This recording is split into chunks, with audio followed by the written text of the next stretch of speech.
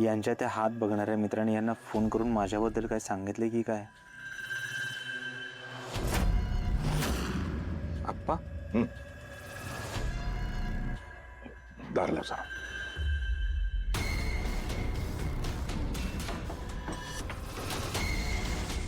काय झालं आप्पा? आत का बोलवलं? पैसे आहेत का तुझ्याकडं? हे असं का विचारतायत? यांनी मनीषाच्या बॅगेतले पैसे बघितलेत की काय? काय विचारतोय? पैसे आहेत का? पैसे हे 2-4 हजार रुपये असतील.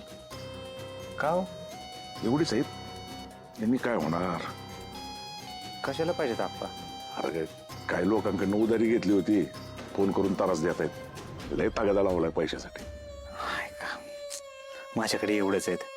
सणासुदीला पैसे नाहीत माझ्याकडे. अहो, लग्नात किती खर्च झालाय तुम्हाला माहिती आहे की. त्यामुळे आता काय सगळी तारंबळ चालली. आप्पा, मला वाईट वाटतंय बरं का.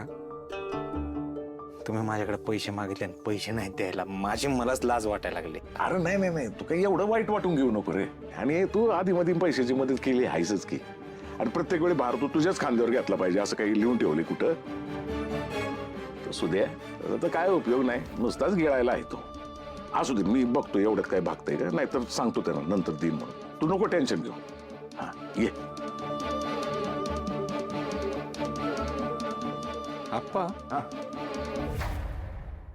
तो तुमचा मित्र जोशी काका, त्याने माझा हात बघितला होता. होय.